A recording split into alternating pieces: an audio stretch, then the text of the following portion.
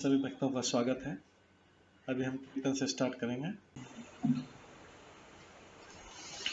जय राधा माधव कुंज बिहारी, जय राधा माधव कुंज बिहारी, जय गोपीजन वल्लभ गिरिवर धारी, जय गोपीजन वल्लभ गिरिवर धारी, यशोदानंदन व्रज जनरंजन, यशोदानंदन व्रज जनरंजन, यमुना तीरावनचारी,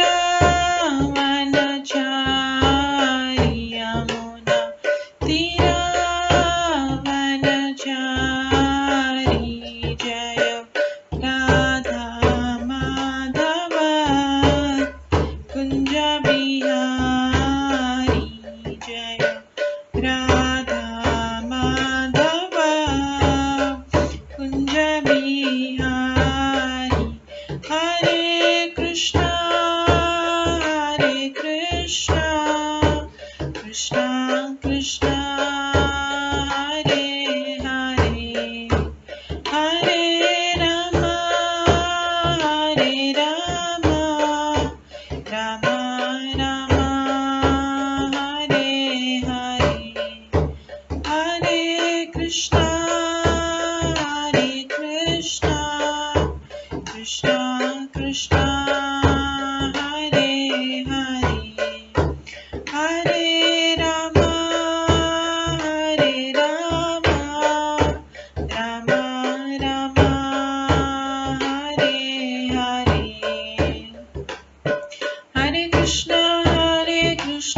कृष्णा हरे हरे, हरे राम राम राम हरे हरे, हरे कृष्णा कृष्णा कृष्णा हरे हरे, हरे राम राम राम हरे हरे, हरे कृष्णा कृष्णा कृष्णा हरे हरे, हरे राम राम राम हरे हरे, हरे कृष्णा कृष्णा कृष्णा हरे हरे, हरे राम राम राम हरे हरे, हरे कृष्णा कृष्णा कृष्णा हरे हरे, हरे राम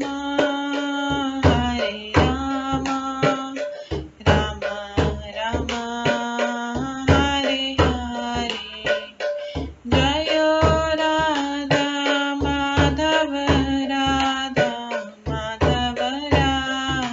राधे, जय राधा गोविंद राधे, जय गौरनताय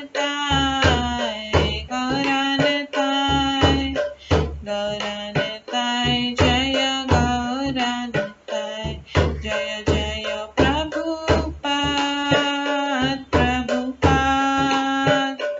प्रभुपाद जय जय प्रभुपाद, जय जय गुरुदेव जय जय गुरुदेव, नित्य गौर हरि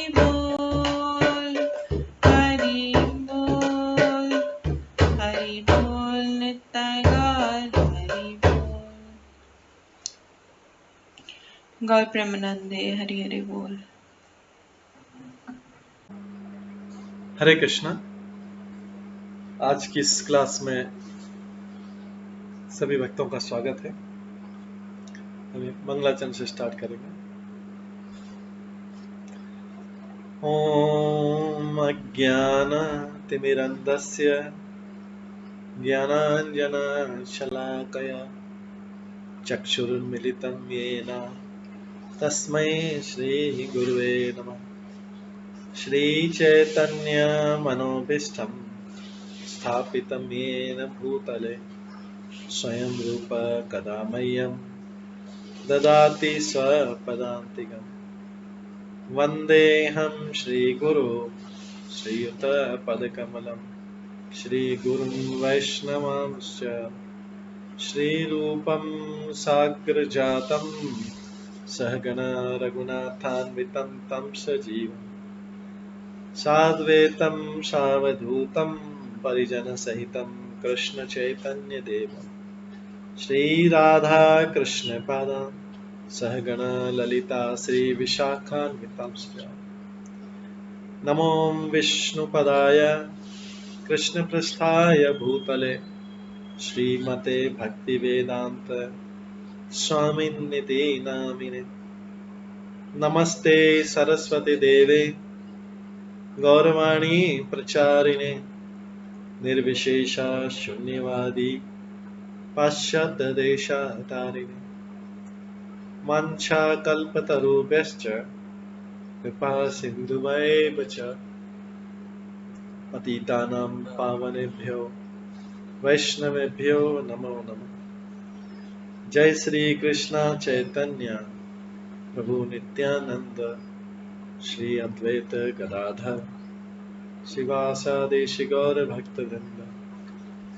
हरे कृष्णा कृष्णा कृष्णा हरे हरे, हरे राम राम राम हरे हरे।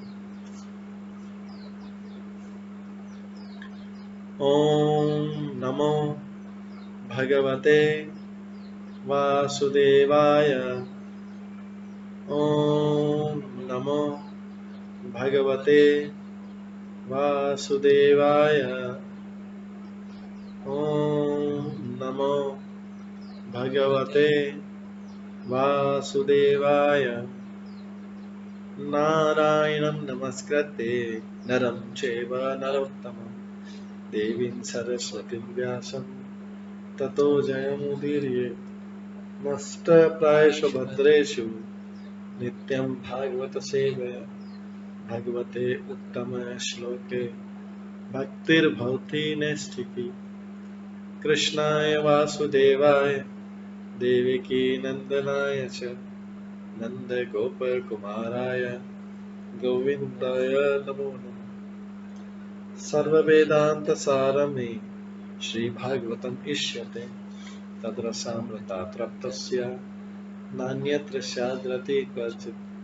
आराध्यो भगवान् ब्रजेश तनयस्तनुधाम वृन्दावन रम्या काचिदुपासना व्रजवधूवर्गेण या कल्पिता।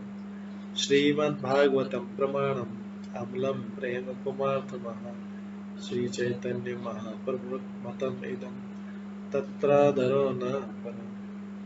मूकं करोति वाचालं पङ्गुलङ्घयते गिरिं यत्कृपातमहं वन्दे परमानन्दमाधवम्। हरे कृष्णा।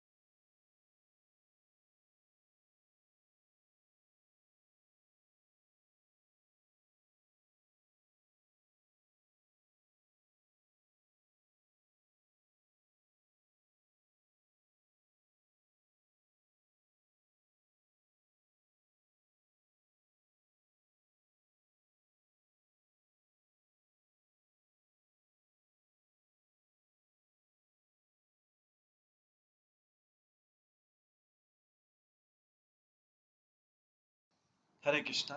आज की इस क्लास में सभी भक्तों का स्वागत है। हम कल श्रवण करे थे श्रीमद् भागवतम के तीसरे स्कंद के 24वें अध्याय से, जिसका नाम है कर्दम मुनि का वैराग्य।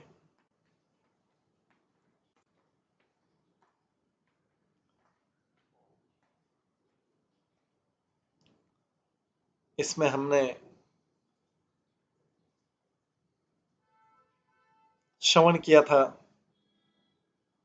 कि किस प्रकार से कर्दम मुनि ने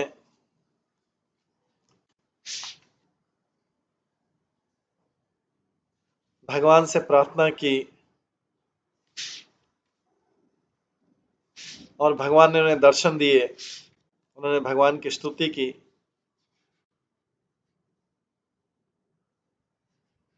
और भगवान ने कर्दम मुनि से कहा कि वे उनके पुत्र के रूप में आएंगे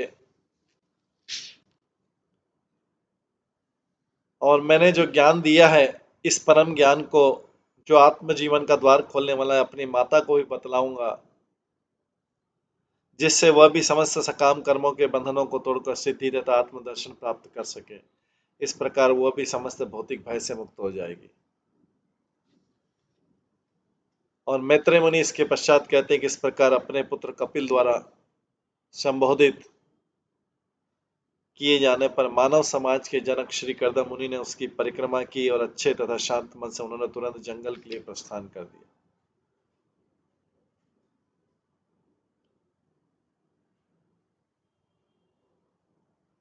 कर्दम मुनि ने मौन व्रत धारण करना स्वीकार किया, जिसमें पूर्ण पुरुषोत्तम भगवान का चिंतन कर सके और एकमात्र उन्हीं की शरण में जा सके।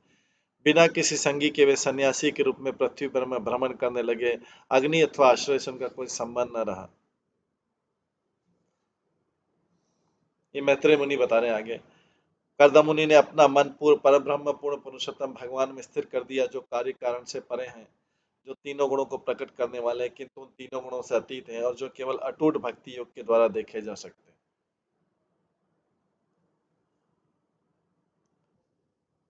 इन्होंने इस प्रकार से आगे बोलते हैं, निरंकति निर्ममं च निर्द्वंद समद्रक स्वदक प्रत्यक प्रशांत धीर प्रशांत उर्मी इवोदधि। इस प्रकार वे अहंकार से रहित और भौतिक ममता से मुक्त हो गए। अविचलित समदर्शी तथा अद्वैत भाव से वे अपने को भी देख सके।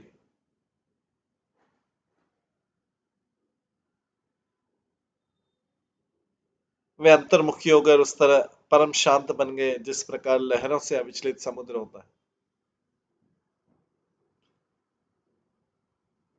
तात्पर्य, जब किसी का मन पूरी तरह कृष्ण भावना में रम जाता है तो वह संपूर्णतः भगवान की भक्ति में लगा रहता है, तो वह लहरों से अविचलित समुद्र के समान होता है।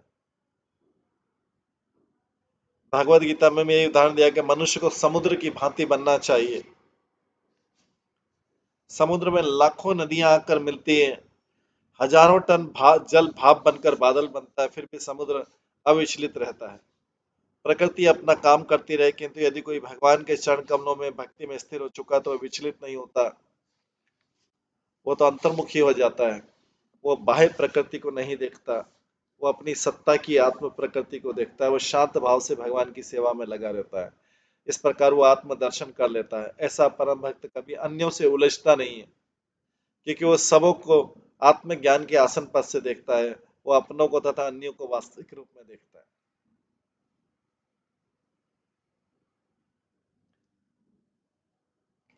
अगले श्लोक में आता है, वासुदेवे भगवती सर्वज्ञे प्रतिज्ञात्मते मणि परेण भक्ति भावेन लब्धात्मा मुक्त बंधन। इस प्रकार वे बद्ध जीवन से मुक्त हो गए और प्रत्येक व्यक्ति के भीतर स्थित सर्वज्ञ परमात्मा श्री भगवान वासुदेव की दिव्य सेवा में तल्लीन हो गए।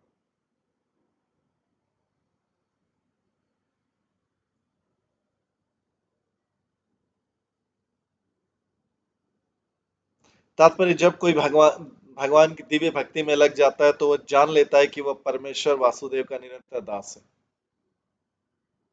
आत्म साक्षात का यह अर्थ नहीं कि परमात्मा तथा व्यष्टि आत्मा दोनों ही आत्माएं होने के कारण सभी प्रकार समान है, नहीं, ऐसा नहीं है।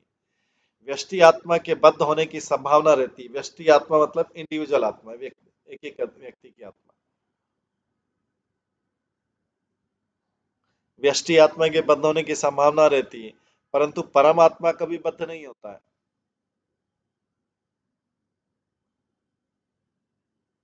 जब बद्ध आत्मा को ये बोध हो जाता है, जब बद्ध आत्मा को ये बोध हो जाता है कि वो परमात्मा का अधीन है, तो उसकी यह स्थिति लब्धात्मा आत्मा साक्षात्कार अथवा मुक्त बंधन अर्थात भौतिक कलमश से मुक्ति कहलाती है। जब उसको पता लग जाए बद्ध आत्मा के वो परमात्मा के अधीन है। भौतिक कलमश तो तब तक बना रहता है जब तक वो अपने को परमेश्वर के समान मानता है। जब तक वो लॉर्डिंग और मटेरियल नेचर, जब तक भौतिक प्रकृति के ऊपर अपना लॉर्डिंग करता रहेगा, कंट्रोलिंग करता रहेगा, नियंत्रित करता रहेगा।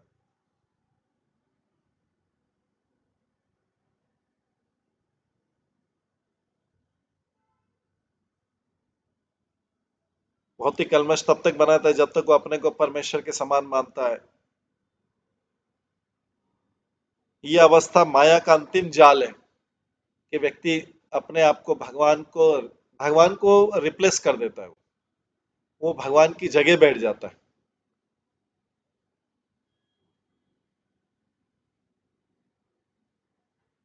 ये अवस्था माया का अंतिम जाल है। माया अगर सारे तरीकों से फेल हो जाती तो उसको नियंत्रक बनाती थी, जगत का नियंत्रक।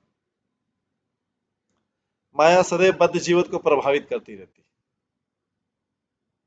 यदि पर्याप्त चिंतन तथा मनन के बाद भी कोई अपने को परमेश्वर से अभिन्न मानता है तो यही समझना चाहिए कि वो माया के जाल में। अगर कोई बोलता है मैं परमेश्वर से अभिन्न, मैं अलग हूं,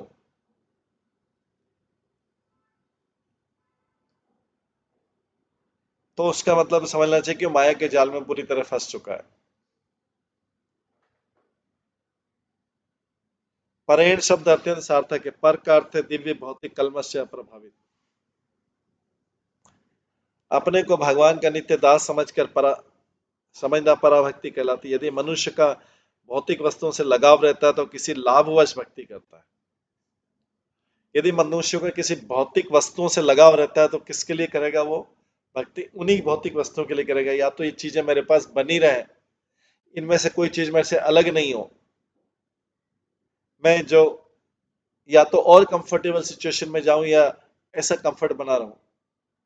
कई लोग बोलते हैं हम तो भगवान से कुछ नहीं मांगते, कुछ नहीं मांगते, अभी बस बहुत मिल गया। लेकिन उनसे बोला जाए कि अगर आपसे ये सब छीन लिया जाए तो आप भगवान को मानेंगे? बोले नहीं, छीन नहीं, ये वाला ठीक है, ये वाली स्थिति ठीक है। ये भी तो लाभ वाली स्थिति है। कंफर्ट वाली स्थिति भी लाभ वाली स्थिति है।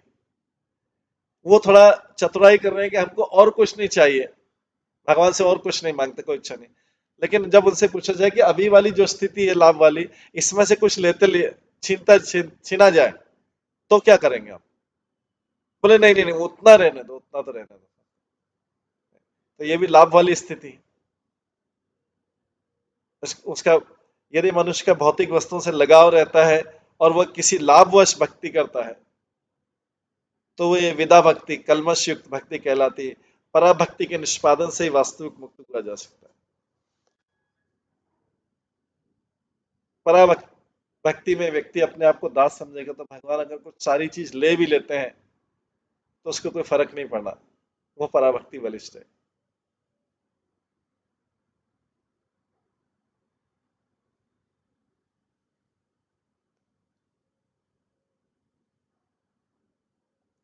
यहाँ पर अन्य शब्द सर्वज्ञ का उल्लेख है। प्रत्येक हृदय में स्थित परमात्मा सब कुछ जानता है।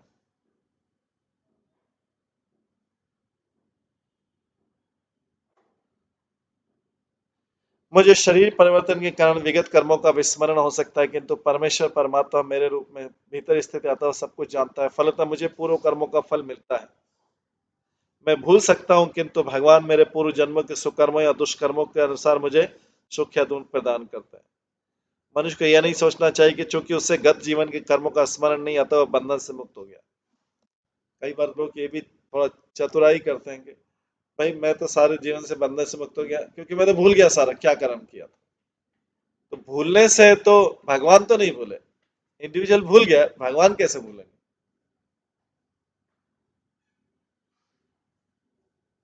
बंधन तो होंगे सही, अतो बंधन से मुक्त है वो सोचता है, बंधन तो होंगे ही, किंतु किस प्रकार के होंगे इसका निर्णय परमात्मा द्वारा होगा, जो उनका विटनेस।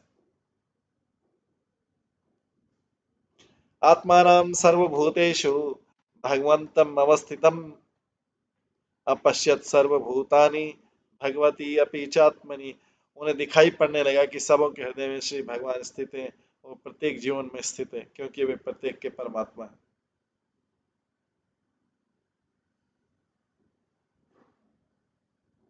प्रत्येक प्राणी श्री भगवान में स्थित है, इसका अर्थ है कदापि नहीं कि प्रत्येक प्राणी भी भगवान है।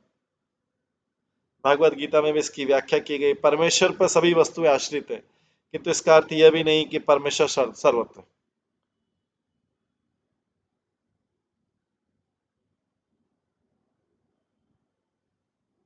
इस रहस्य को महान भक्ति समझ सकते हैं। भक्त की भी तीन प्रकार की कोटि होती है, नव दीक्षित भक्त, नियोफाइट डिवोटी, मध्यम कोटि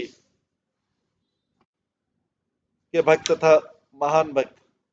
नव दीक्षित भक्त भक्ति विज्ञान की युक्तियों को नहीं समझता, वह केवल मंदिर जाकर श्री विग्रह की सेवा करता है।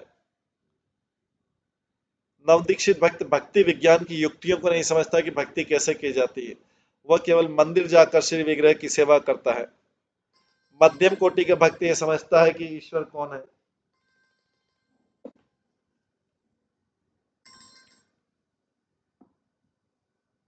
मध्यम कोटि के भक्त समझता है कि ईश्वर कौन है, भक्त कौन है, कौन अभक्त है, कौन निर्दोष है। वह इन सबके साथ भिन्न प्रकार से आचरण करता है, किंतु जो व्यक्ति प्रत्येक व्यक्ति के हृदय में परमात्मा का दर्शन पाता है और जानता है कि प्रत्येक वस्तु परमेश्वर की दिव्य शक्ति पर आश्रित है, वो उच्चतम भक्ति पद को प्राप्त होता है। इच्छा द्वेष विहीनेन सर्वत्र समचेतसा भगवत भक्ति युक्तेन प्राप्ता भगवती गति। वे समस्त देश तथा इच्छा से रहित अकल्मष भक्ति करने के कारण समदर्शी होने से अंत में भगवान के धाम को प्राप्त हुए। जो कर्दम ऋषि है, समस्त द्वेष तथा इच्छा से रहित अकल्मष भक्ति करने के कारण, अकल्मष मतलब जिसमें कोई कल्मश नहीं, जो कि बिना किसी भौतिक लाभ के अकल्मष भक्ति करने का समदर्शी। तो कितनी मेजर क्वालिटी बताई, द्वेष और इच्छा से रहित अकल्मष भक्ति जिसमें कोई भौतिक कारण नहीं है, और समदर्शी समान दृष्टि होने से अंत में भगवान के धाम को प्राप्त हुआ। तात्पर्य जैसा कि भगवत गीता में कहा गया, केवल भगवत भक्ति से ही भगवान की दिव्य प्रकृति को समझा जा सकता है और उन्हें समझ लेने पर भगवान के धाम में प्रवेश किया जा सकता है। भगवान के धाम में प्रवेश करने की प्रक्रिया त्रिपाद भूति गति अर्थात भगवान के परम धाम को जाना है। त्रिपाद भूति गति मतलब, त्रिपाद मतलब ये भौतिक जगत एक पाद है, और त्रिपाद, त्रिपाद मतलब जो तीन चौथाई हिस्सा है। त्रिपाद विभूति मतलब तीन चौथाई हिस्सा जो है वो आध्यात्मिक जगत है, और एक पाद जो है भौतिक जगत है। 25% भौतिक जगत है, 75% आध्यात्मिक जगत है।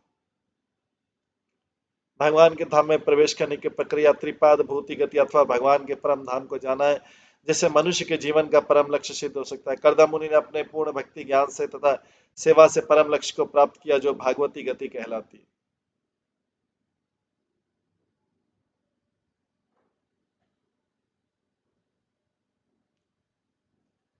इस प्रकार श्रीमद् भागवतम का 25वां अध्याय, 24वां अध्याय खत्म होता है, 25वां अध्याय स्टार्ट होता है। 25वां अध्याय का नाम है भक्ति योग की महिमा।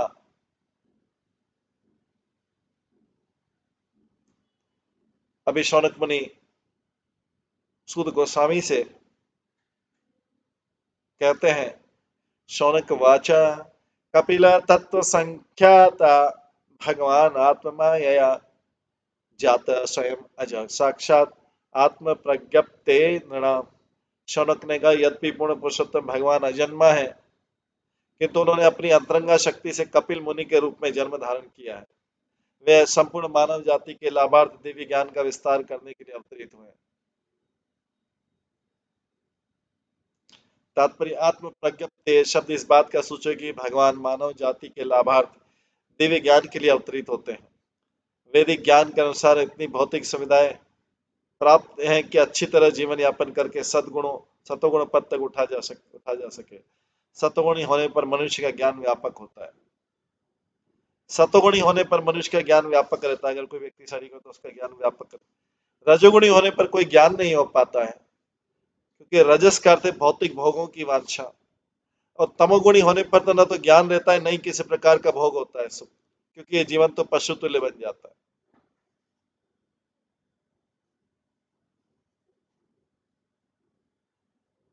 वेदों का उद्देश्य मनुष्य को तमोगुण से सतोगुण पद की ओर ले जाना है। सतोगुण को प्राप्त मनुष्य ही आत्मज्ञान अथवा दिव्य ज्ञान को समझ सकता है। सामान्य पुरुष इस ज्ञान को नहीं समझ पाता है, चूंकि इसके लिए परंपरा आवश्यक है। फलतः ये ज्ञान या तो स्वयं पूर्ण पुरुषोत्तम भगवान द्वारा या उनके प्रामाणिक भक्त द्वारा व्याख्याखित रहता है। यहाँ पर शौनक मुनि यह भी कहते हैं कि भगवान के अवतार कपिल देव ने दिव्य ज्ञान का विस्तार करने के लिए जन्म धारण किया है।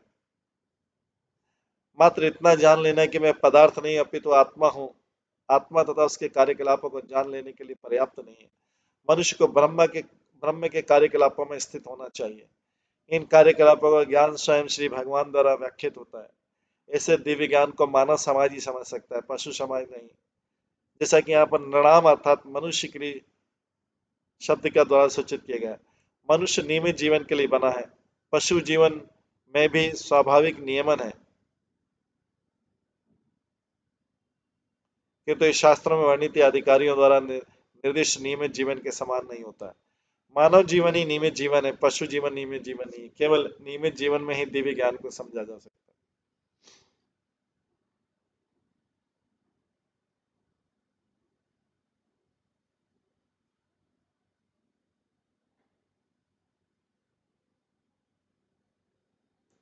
नहीं अस्य वर्ष्मण पुंसाम वरिम्न सर्वयोगिनां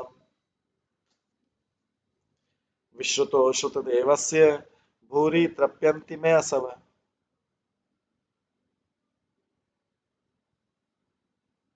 शौनक ने कहा, स्वयं भगवान से अधिक जानने वाला कोई अन्य नहीं है, न तो उनसे अधिक पूज्य है कोई, न अधिक प्रौढ़ योगी है। अतः वेदों के स्वामी और उनके विषय में सुनते रहना इंद्रियों को सदैव वास्तविक आनंद प्रदान करने वाला है। तात्पर्य भगवत गीता में कहा गया है, न तो कोई श्री भगवान के तुल्य न कोई इनसे बढ़कर है। वेदों में इसकी पुष्टि हुई। एको बहुनाम यो विद्यति कामान, वे परम पुरुष है और अन्य समस्त जीवात्माओं की आवश्यकताओं की पूर्ति करने वाले हैं। इस प्रकार ने समस्त जीवात्माएं विष्णु तत्व तथा जीव तत्व दोनों पूर्ण पुरुषोत्तम कृष्ण भगवान कृष्ण के अधीन है। यहाँ पर इसी अवधारणा की पुष्टि हुई है। न्याय जीवात्माओं में से कोई भी परम पुरुष से बढ़कर नहीं है, क्योंकि कोई भी उनसे अधिक धनवान, विख्यात, बलि, सुंदर, ज्ञानवान या वैराग्यवान नहीं है। इन्हीं गुणों के कारण वे समस्त कारणों के कारण परमात्मा है। इन्हीं गुणों के कारण वे समस्त कारणों के कारण सब परमात्मा है। योगियों का आश्चर्यजनक चमत्कार कर दिखाने का बहुत गर्व रहता है, किंतु वे पूर्ण पुरुषोत्तम भगवान की समता नहीं कर सकते। जो कोई भी परमात्मा से संबंध होता है उसे प्रथम कोटि का योगी स्वीकार किया जाता है। भले भक्तगण परमेश्वर के समान शक्तिशाली न हो, किंतु भगवान के निरंतर साहचर्य से वे भगवान की तरह हो सकते हैं। कभी कभी तो वे भगवान से भी अधिक शक्तिशाली बन जाते हैं। निसंदेह भगवान द्वारा दिया गया अनुग्रह होता है। यहाँ पर वरिम्न शब्द का भी प्रयोग किया गया, जिसका अर्थ है समस्त योगियों में सर्वाधिक शक्तिमान। कृष्ण के मुख से सुनना वास्तविक इंद्रिय सुख है। कृष्ण के मुख से सुनना वास्तविक इंद्रिय सुख है, क्योंकि इसलिए वे गोविंद कहलाते हैं, क्योंकि वे अपने शब्दों, उपदेशों, आदेशों से अपने से संबंधित प्रत्येक वस्तु से इंद्रिय को जीवंत बना देते हैं। वे जो कुछ भी आदेश देते हैं वो दिव्य पद से रहता है, और ये आदेश परम होने के कारण उनसे अभिन्न होते हैं। कृष्ण से या उनके अंश से या कपिल जैसे अंश के द्वारा श्रवण करना इंद्रियों का अत्यंत रुचिकर लगता है।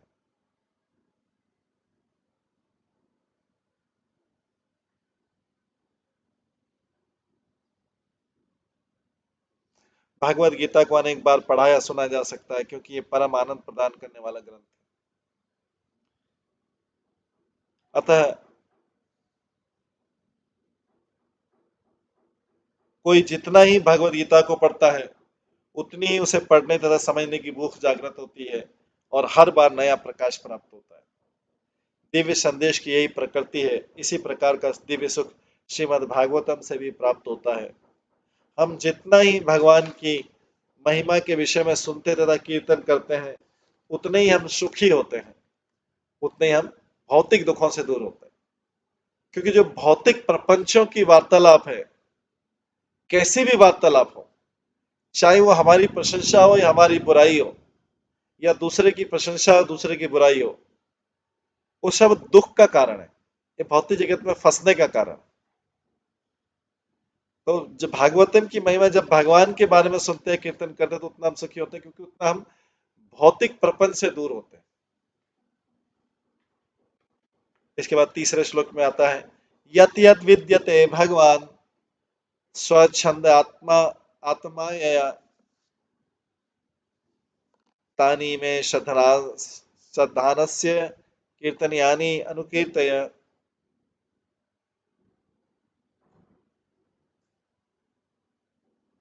अतः कृपया उन भगवान के समस्त कार्यकलापों और लीलाओं का संक्षेप में वर्णन करें।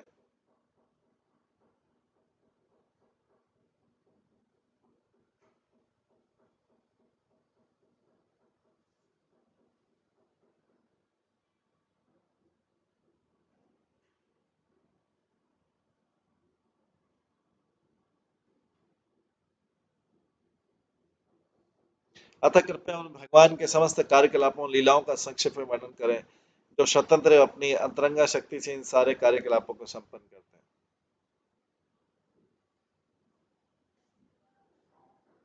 यहाँ पर अनुकीर्त शब्द अत्यंत महत्वपूर्ण है, जिसका अर्थ है वर्णन को समझना, किसी प्रकार का कल्पित मनोरथ उत्पन्न करना, केवल अनुरक्षण करना। शौनक ऋषि ने सूत गोस्वामी से प्रार्थना की कि उन्होंने अपने गुरु सुखदेव गोस्वामी से भगवान के द्वारा अपनी अंतरंगा शक्ति के बल पर प्रकट की गई जिन दिव्य लीलाओं के विषय में सुना, उन्हें उसी रूप में सुनावे। भगवान के कोई भौतिक शरीर नहीं होता, किंतु वे अपनी परम इच्छा से किसी प्रकार का शरीर धारण करते हैं, यह उनकी अंतरंगा शक्ति के द्वारा संभव है।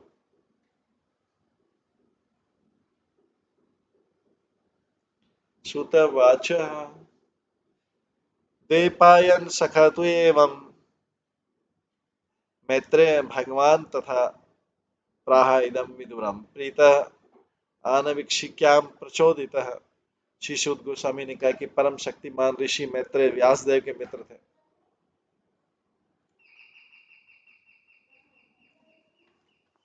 श्री सुखदेव गोस्वामी ने कहा, परम शक्तिमान ऋषि मैत्रेय व्यासदेव के मित्र थे। दिव्य ज्ञान के विषय में विदुर की जिज्ञासा से प्रोत्साहित एवं प्रसन्न होकर मैत्रेय ने इस प्रकार कहा। तात्पर्य, जब प्रश्नकर्ता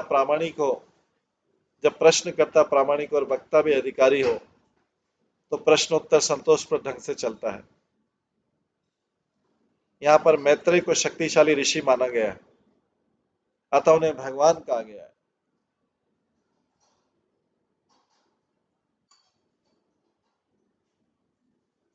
यह शब्द न केवल परमेश्वर के लिए प्रयुक्त किया जाता है, अपितु जो भी परमेश्वर के तुल्य शक्ति माना उसी के लिए प्रयुक्त किया जाता है।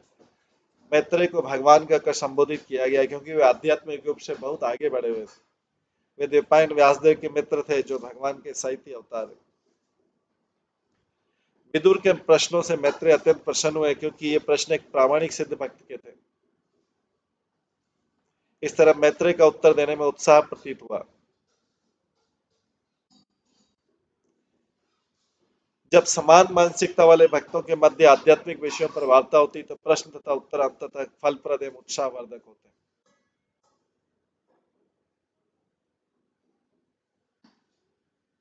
मैत्रेय उवाच पितरी परिस्थितेरण्यं मातु प्रियचिकीर्षया तस्मिन् बिन्दुसरे अत्वात्सित भगवान कपिलः किल।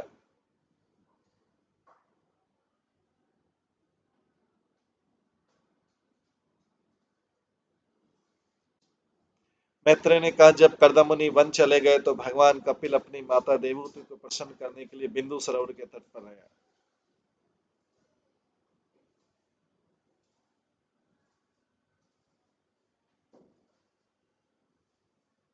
मैत्रेय ने कहा, जब कर्दमुनि वन चले गए तो भगवान कपिल अपनी माता देवहूति को प्रसन्न करने के लिए बिंदु सरोवर के तट पर गए।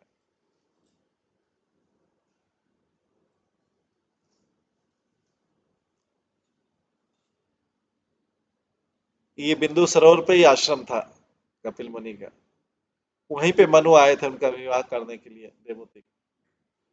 तो तात्पर्य वयस्क पुत्र का धर्म है कि अपने पिता की अनुपस्थिति में वह अपनी माता का भार अपने ऊपर ले और अपने सामर्थ्य भर उसकी सेवा करे, जिसे पति वियोग न खले।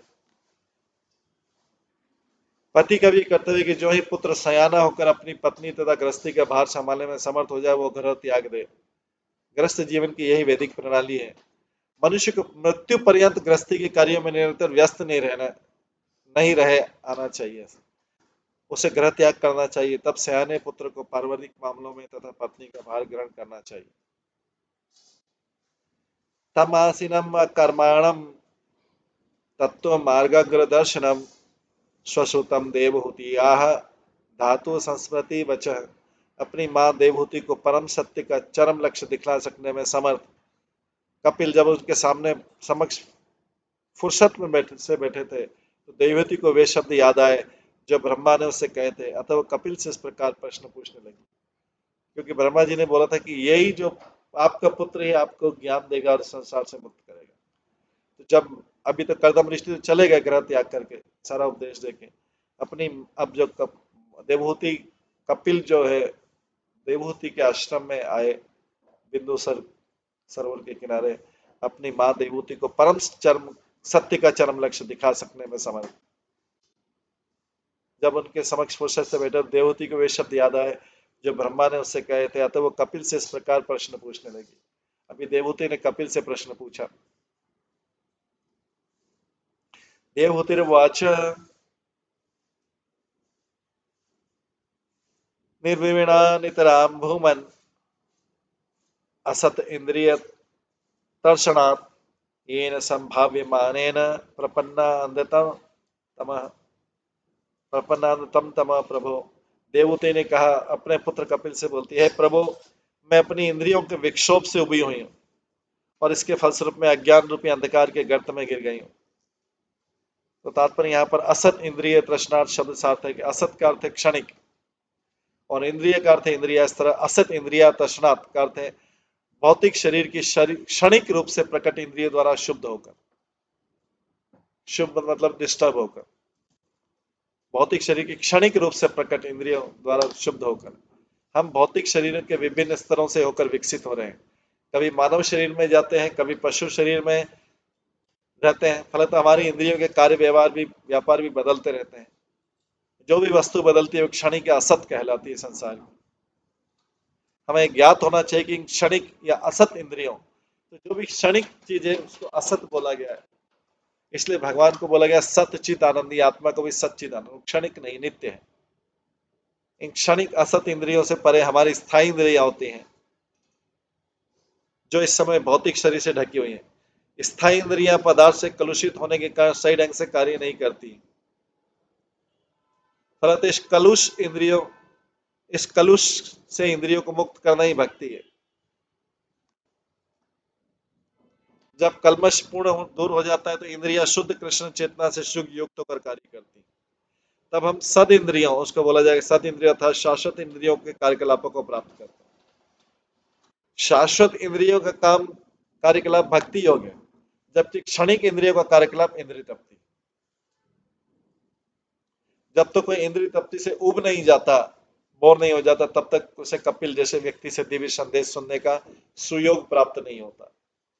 देवहूति ने कहा कि वे उब गई हैं, चूंकि अब उनके पति ने ग्रह त्याग कर दिया था, वे भगवान कपिल के उपदेशों को सुनकर विश्राम प्राप्त कर सकते। तस्य त्वन्तमसन्धस्य दुष्पारस्य अद्यपारगम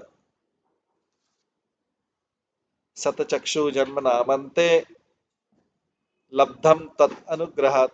हे प्रभु, आप तो कपिल मुनि से प्रार्थना करती है देवहूति, हे प्रभु आप ही इस अज्ञान के इस घने अधिकार से बाहर निकालने के लिए एकमात्र साधन है, क्योंकि आप ही मेरे दिव्य नेत्र हैं जिसे मैंने आपके अनुग्रह से अनेकानेक जन्मों के पश्चात प्राप्त किया। तात्पर्य श्लोक अत्यंत शिक्षा प्रद है क्योंकि ये गुरु तथा शिष्य के संबंध को बताने वाला है। शिष्य बद्ध जीवन को अज्ञान के इस महानतम क्षेत्र में रखा जाता है, फलत वह इंद्रिय तप्ति के संसार में फंस जाता है। इस बंधन से निकलकर स्वतंत्रता प्राप्त करना अत्यंत कठिन है, किंतु यदि कोई इतना भाग्यवान होता है कि उसे कपिल मुनि जैसे गुरु या उनके प्रतिनिधि की संगति प्राप्त होती है, तो उनकी कृपा से वह अज्ञान के कीचड़ से उसका उद्धार किया जा सकता है। अतः गुरु की पूजा उस व्यक्ति के रूप में की जाती है जो ज्ञान के प्रकाश पुंज से शिष्य को अज्ञान के कीचड़ से उबार सके, ज्ञान की लाइट देके, उसका प्रकाश देके अज्ञान के अंधेरे से निकाला जा सके, उसे कीचड़ से। इसलिए जब मंगलाचरण बोला जाता है तो ओम अज्ञानातिमिरन्दस्य ज्ञानांजन शलाकया, गुरु का प्रणाम मंत्र कि उसने अज्ञान के अंधकार से कीचड़ से निकाल करके ज्ञान या प्रकाश की तरफ ले जाता है। इस और बद्ध जीवन और उस और मुक्त जीवन है, बीच में सागर है। तो इस पार से उस पार ले जाना है, ये कार्य गुरु करता है। इधर बद्ध जीवन के पार है, उस पार मुक्त जीवन है, वैकुंठ का जीवन है। हम सभी अज्ञान के कारण कष्ट भोगते हैं क्योंकि हमें भगवत ज्ञान नहीं है। गुरु के उपदेश से अज्ञान का अंधकार हटता है और शिष्य स्वतंत्रता की ओर जाने में समर्थ होता है। भागवत गीता में कहा गया है, मनुष्य अनेकानेक जन्मों के बाद भगवान की शरण ग्रहण करता है। इस प्रकार यदि अनेक जन्मों के बाद किसी को प्रामाणिक गुरु मिल जाता है तो कृष्ण के ऐसे किसी प्रामाणिक प्रतिनिधि की शरण लेता है और उसको प्रकाश का किनारा प्राप्त होता है, अंधकार से दूर होता है। आगे याद्य भगवान पुंसाम ईश्वर वे भवान किल लोकस्य तमसा अंधस्य चक्षु सूर्य उदितः। देवहूति कहती है,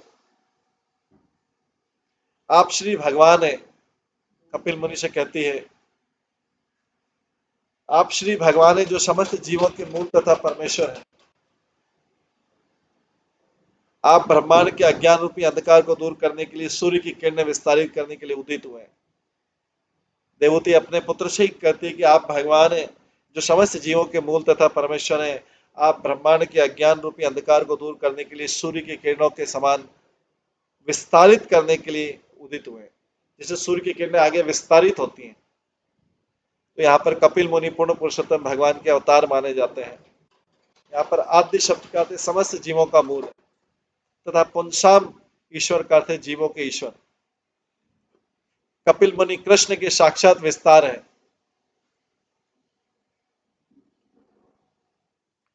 जो आध्यात्मिक ज्ञान के सूर्य हैं। जिस प्रकार सूर्य ब्रह्मांड के अंधकार को दूरी करता है, उसी प्रकार जब भगवान का प्रकाश नीचे उतरता है तुरंत माया के अंधकार को मिटा देता है। हमारे नेत्र है किंतु सूर्य के प्रकाश के बिना नेत्रों को कोई महत्व नहीं है। उसी तरह भगवान के प्रकाश के बिना या गुरु की अलौकिक कृपा के बिना वो वस्तुओं को उसी रूप में नहीं देख सकते। अथ मे देव सम्मोहम अपाकृष्टम तम अर्षि यावग्रह ममिति इति एतस्मिन् योजित्वया। हे प्रभु, देवहूति अब प्रार्थना करती है कपिल मुनि, हे प्रभु आप प्रसन्न और मेरे महामोह को दूर करें। अहंकार के कारण मैं आपकी माया में व्यस्त रही। मैंने आपको शरीर रूप में तथा फल स्वरूप शारीरिक संबंधों के रूप में पहचाना। तात्पर्य अपने शरीर में आत्मबुद्धि का अहंकार तथा इस शरीर के साथ अपनी संग्रह की गई वस्तुओं को जोड़ने का दावा माया कहलाता है। अपने शरीर में आत्मबुद्धि का अहंकार तथा शरीर के साथ अपनी संग्रह की गई वस्तु, शरीर से संबंधित जो भी है, चाहे वस्तु है व्यक्ति है, उसको जोड़ने का दावा माया कहलाता है। ये मेरे हैं सब। भगवद गीता के 15वें अध्याय में भगवान कहते हैं, मैं हर एक के हृदय में आसीन और सबों की स्मृति तथा विस्मृति मुझी से है। तो देवहूति ने कहा, अपने आप को शरीर मानना तथा शारीरिक वस्तु और व्यक्तियों के प्रति आसक्ति भी भगवान के निर्देशन में है। तो क्या इसका अर्थ हुआ कि भगवान एक को भक्ति में और दूसरों को इंद्रिय तृप्ति में लगाकर भेदभाव बरतते हैं? यदि ऐसा हो तो भगवान की ओर से असंगति होगी, किंतु वास्तव में ऐसा नहीं है। जो ही जीव भगवान के प्रति अपनी वास्तविक स्वाभाविक दासता की स्थिति भूल जाता है, जो ही जीव भगवान के प्रति अपनी वास्तविक स्वाभाविक दासता की स्थिति भूल जाता है और इंद्रिय तृप्ति के माध्यम से भोग करना चाहता है, एंजॉय करना चाहता है, तो माया द्वारा तुरंत बंदी बना लिया जाता है। माया द्वारा यह बंधन शरीर तथा शारीरिक वस्तुओं के प्रति आसक्ति के साथ झूठी पहचान की चेतना भी, वह मैं और मेरा के साम्राज्य में ले जाता है माया। एक साधु परमहंस व्यक्ति का मैं और मेरा नहीं रहता, लेकिन ये माया है वो सबको मैं और मेरा के साम्राज्य में घुमाती है। माया द्वारा बंधन शरीर तथा शारीरिक वस्तुओं के प्रति आसक्ति के साथ झूठी पहचान की चेतना, ये व्यक्ति की झूठी पहचान है। ये माया के कार्य हो, चूंकि माया में भगवान की एक एजेंट है, अतः परीक्षित परोक्षतः ये भगवान का कार्य, परोक्षतः भगवान ही इंद्रिय तृप्ति में फंसाते, माया में फंसाते, क्योंकि व्यक्ति भगवान की दासता को स्वीकार नहीं करना चाहता, वो स्वयं नियंत्रक बनना चाहता है, इसीलिए बोलता है ये मेरा है, ये मैं हूं और ये मेरा है। भगवान दयालु हैं, यदि कोई उन्हें भुलाकर इस भौतिक जगत का सुख उपभोग करना चाहते हैं तो उसे पूरी छूट देते हैं, ठीक है करो ये। यदि कोई उन्हें भुलाकर इस भौतिक जगत का सुख उपभोग करना चाहता है तो इसे पूरी छूट प्रत्यक्ष रूप से नहीं है, अपनी भौतिक शक्ति माया के माध्यम से देते हैं कि ठीक है। क्योंकि ये भौतिक शक्ति भगवान की शक्ति है, अतः प्रत्यक्ष रूप से विस्मृत करने की सुविधा प्रदान करने वाले भगवान ही होते हैं। अगर किसी को भगवान को भूलना है तो वो सुविधा भी देते हैं। तो भौतिक जगत में एंजॉय करना है, भौतिक जगत का सुख पाना है, तो भगवान बोलते हैं ठीक है आप भौतिक जगत का सुख पाओ। जो भूलना नहीं चाहते, जो भगवान को याद रखना चाहते हैं, उनको भगवान बाहर निकालते हैं। अतः देवहूति ने कहा कि इंद्रिय तृप्ति में मेरी व्यस्तता का कारण आप ही थे, अब मुझे इस बंधन से मुक्ति करें। ईश्वर की कृपा से मनुष्य को इस भौतिक जगत का भोग करने की अनुमति प्राप्त है, किंतु जब वो भौतिक सुख से उबकर बोर होकर हताश हो जाता है और जब वो निष्ठापूर्वक भगवान के चरण कमलों में आत्मसमर्पण कर देता है, तो ईश्वर सदैव होकर दया करके उसके निष्ठावान भगवान के चरणों में आत्मसमर्पण कर देता है। ईश्वर दया करके उसे बंधन से मुक्त कर देता है। अतः भगवद गीता में श्री कृष्ण कहते हैं सबसे पहले मेरी शरण में आओ, तब तुम्हारा दायित्व मैं उठा लूंगा और मैं तुम्हें समस्त पाप कर्मों के फल से मुक्त कर दूंगा। तो भगवान हमारा जिम्मेदारी कब लेते हैं? जब भगवान की शरण में जाते। अगर भगवान की शरण में नहीं जाते तो कौन जिम्मेदारी लेता है? माया जिम्मेदारी। फिर माया अलग अलग प्रकार से दुख देती, जिन्हें हम भगवान के साथ अपने संबंधों को भुला देने की स्थिति में पाप करते हैं। इस संसार में भौतिक सुख के लिए जिन कर्मों को पवित्र माना जाता है, इस संसार में भौतिक सुख के लिए एक बहुत बड़ा इंपॉर्टेंट चीज है इसमें, इस संसार में भौतिक सुख के लिए जिन कर्मों को पवित्र माना जाता है, वास्तव में वे भी पापपूर्ण कर्म है। उदाहरण, कभी कभी मनुष्य किसी गरजमंद व्यक्ति को इस दृष्टि से जान देता है कि बदले में उसे 4 गुना अधिक धन मिलेगा, तो लाभ के उद्देश्य दिया गया दान रजोगुणी दान है। यहाँ जो भी कर्म किया जाता है भौतिक गुणों के अधीन रहकर किया जाता है, फलतः भगवान की सेवा के अतिरिक्त सारे कार्य पापपूर्ण है। पाप कर्मों के कारण हम भौतिक आसक्ति द्वारा मोहित होते रहते हैं। भगवान की सेवा के अतिरिक्त सारे कार्य पापपूर्ण है। पापपूर्ण कर्मों के कारण भौतिक आसक्ति द्वारा मोहित होते रहते हैं। मैं शरीर हूं, मैं शरीर को स्व तथा शारीरिक संपत्ति को मेरा सोचता हूं। तो देवहूति ने मिथ्या पहचान तथा मिथ्या संपत्ति के बंधन से मुक्त करने के लिए भगवान कपिल से प्रार्थना की।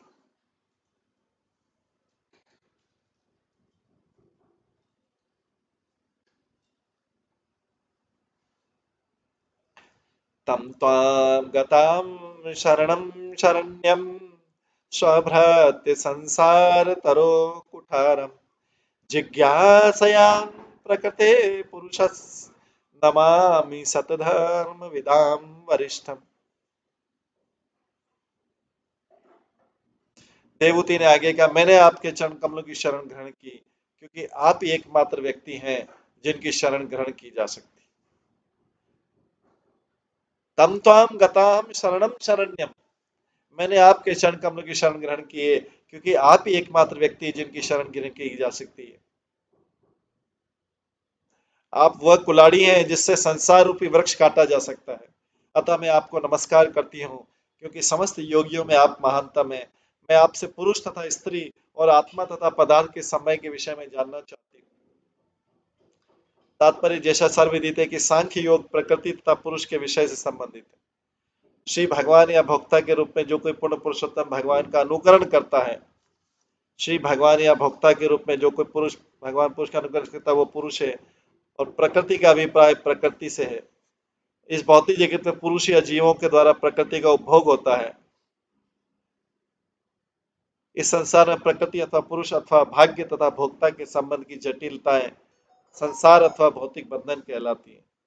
देवहूति भौतिक बंधन रूपी वृक्ष को काटना चाह रही थी और उसके लिए उन्हें कपिल मुनि के रूप में कुठार प्राप्त हुआ। कुल्हाड़ी भगवद गीता के 15वें अध्याय में संसार रूपी वृक्ष की व्याख्या उस अश्वत्थ वृक्ष के रूप में की गई जिसकी जड़ें ऊर्ध्वमुखी और शाखाएं अधोमुखी।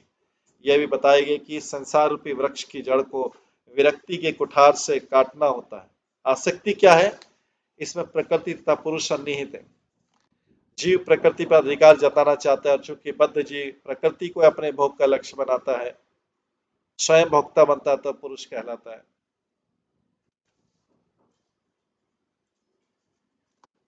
देवहूति ने कपिल मुनि से प्रश्न किया क्योंकि उन्हें ज्ञात था कि वे इस भौतिक संसार के प्रति उनकी आसक्ति को छिन्न कर सकते हैं। कपिल मुनि है जो भौतिक प्रकृति से उनकी जो आसक्ति है उसको काट सकते हैं।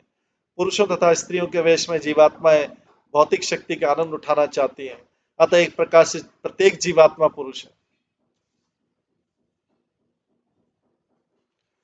क्योंकि पुरुष का अर्थ है भोक्ता और प्रकृति का अर्थ है भोग्य। इस जगत में तथाकथित पुरुष तथा तथाकथित स्त्रियां दोनों ही वास्तविक पुरुष का अनुकरण करते हैं और आध्यात्मिक दृष्टि से वास्तविक भोक्ता है, जबकि शेष सभी प्रकृति है। जीवात्माएं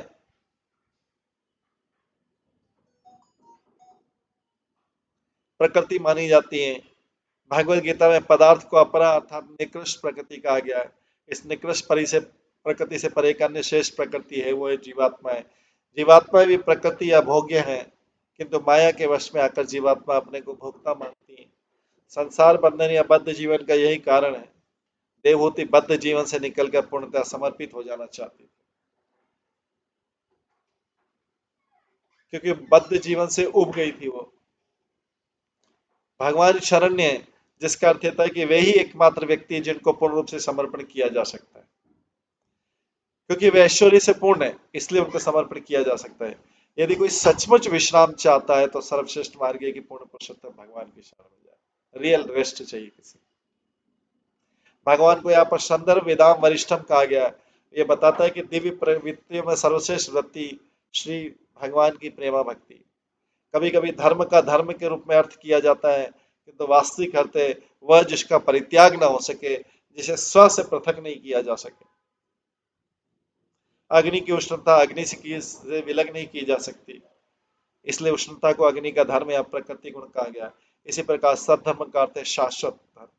यह शाश्वत वृत्ति है ईश्वर की देवी प्रेमा भक्ति में लगना। कपिल देव के सांख्य दर्शन का उद्देश्य विशुद्ध कल्मश रहित भक्ति का प्रसार है। फलतः उन्हें जीव के दिव्य धर्मों के ज्ञाताओं में सर्वश्रेष्ठ व्यक्ति करके संबोधित किया गया।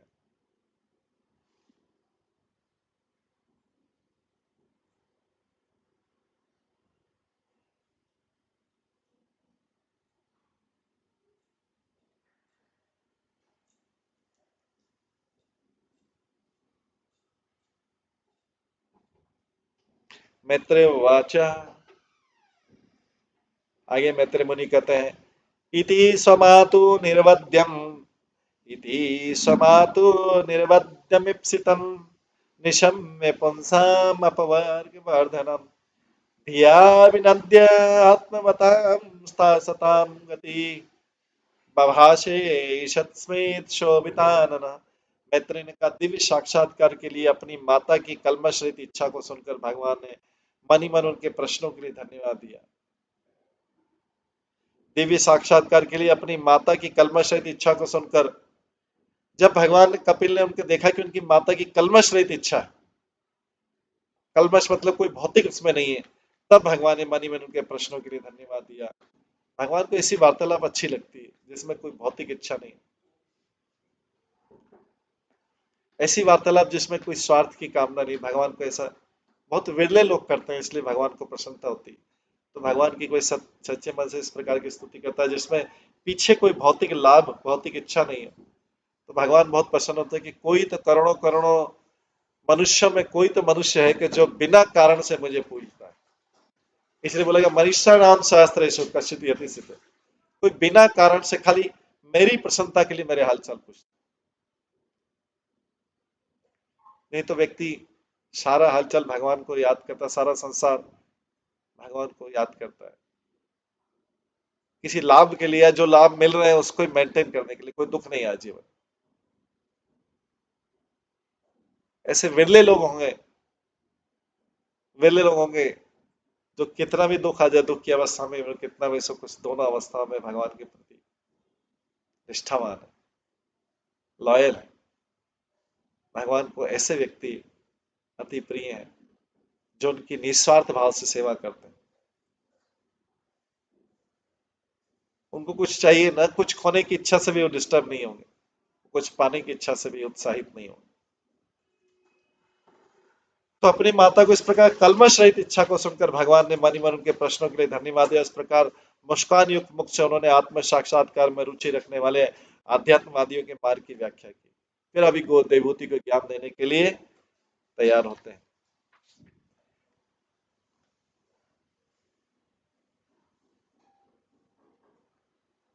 इस प्रकार से तात्पर्य में प्रभुपाद बताते हैं कि देवता ने भाव बंधन से अपने उलझे होने की स्वीकृति दी कि मैं उलझी हुई हूँ, स्वीकार किया पहले कि मैंने गलती की, और उस छुटकारा पाने की इच्छा से आत्मसमर्पण किया। बहुत क्लियर है, बहुत ट्रांसपेरेंट है कि मैं किस लिए उलझी हुई हूँ, मुझे छुटकारा पाना है। तो जो लोग भाव बंधन से मोक्ष पाने के इच्छुक है, मानव जीवन की पूर्णता की अवस्था प्राप्त करना चाहते हैं, उनके लिए देवहूति द्वारा कपिल से पूछा गया प्रश्न अत्यंत रोचक है। तो स्वीकार तो करना पड़ेगा कि मैं भाव बंधन, जब तक कोई अपनी आध्यात्मिक जीवन या अपनी स्वाभाविक स्थिति को समझने में रुचि नहीं रखता और जब तक इस संसार में असुविधा का अनुभव नहीं करता, जब तो उसको संसार में डिस्कम्फर्ट नहीं होगा, तब तक वो असुविधा का अनुभव नहीं होगा, तब तक वो उसका मनुष्य जीवन व्यर्थ चला जाएगा। उसको असुविधा होना चाहिए, संसार में असुविधा का अनुभव नहीं करता, असुविधा का अनुभव नहीं करेगा तो भगवान के पास क्यों समर्पण क्यों करेगा।